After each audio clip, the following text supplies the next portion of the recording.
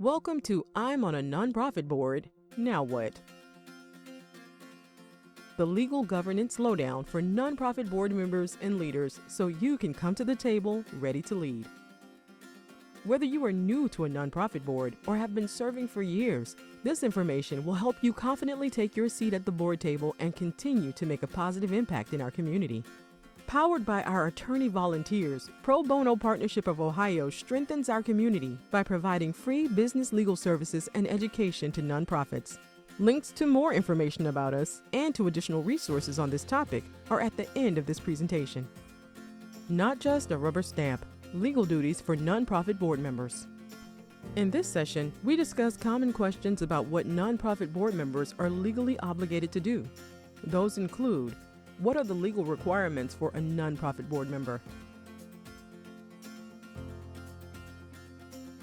When do they apply to me? What are some of the best practices for meeting the standards, and what happens if I don't live up to them?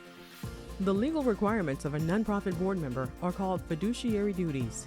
What does that mean? As a board member, you are a fiduciary of the organization. That means you are in a position of trust. The nonprofit's assets are entrusted to you to be used in support of its mission.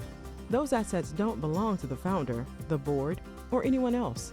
The state has an interest in protecting a nonprofit's assets and imposes legal obligations, fiduciary duties, on its board members. So now you may be asking, what are my fiduciary duties?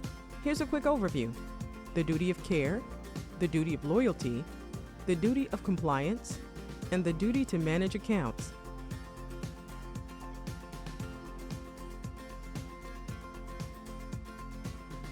We'll now discuss some tips for meeting each duty as a nonprofit board member. Let's start with the duty of care. An easy way to think of the duty of care is to treat the nonprofit's business like you would your own. For example, if your personal business is hiring a painter for a large project, you might talk to a few companies, get quotes, and check customer ratings or references. It should be no different when hiring a painter or anyone else for the nonprofit. Here are some more tips for fulfilling your duty of care. Board members should prepare for and regularly attend meetings. Ask questions and use independent judgment. Review the performance of the executive director annually. Let's move to the duty of loyalty. Board members should disclose conflicts and follow the nonprofit's conflict of interest policy. Not compete with the charity. Not divert corporate opportunities from the charity. Keep confidential information confidential.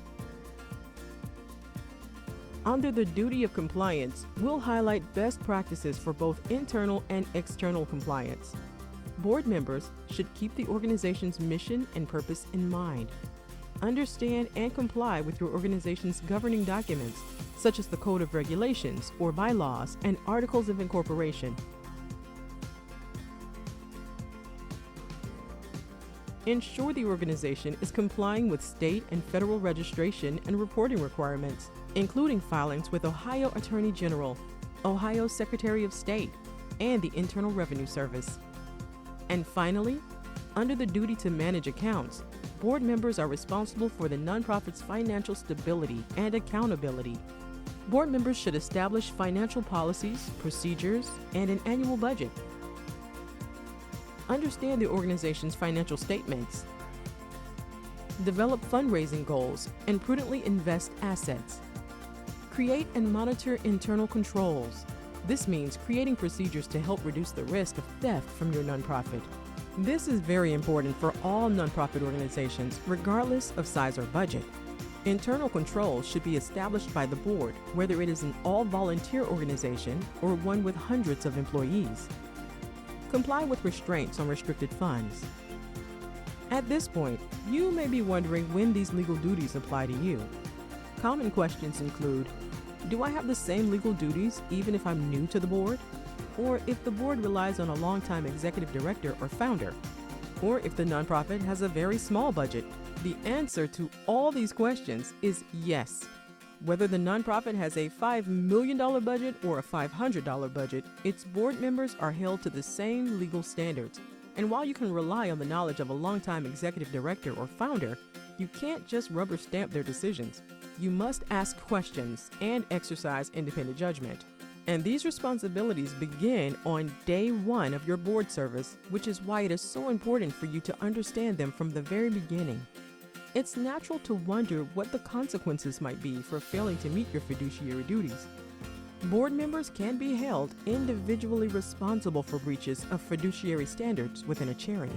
For example, if charitable assets are sold at less than their fair market value, board members may be held personally accountable for any shortfalls. And transactions involving conflicts of interest can also result in fiscal penalties. Even criminal fraud charges can result when board members and key staff ignore their charitable obligations and personally profit from assets that should be used for community purposes. We thank you for your willingness to serve on our board and be a part of the positive change happening in our community.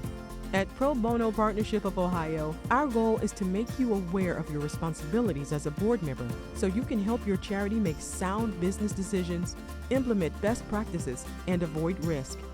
This will help ensure your organization has a strong foundation to serve our community members most in need for many years to come. Pro Bono Partnership of Ohio is here to help. We regularly draft and advise on conflict of interest policies, bylaws, and board of governance, and our legal help is free. See below to see if you qualify for our services and to fill out our simple request for legal services today.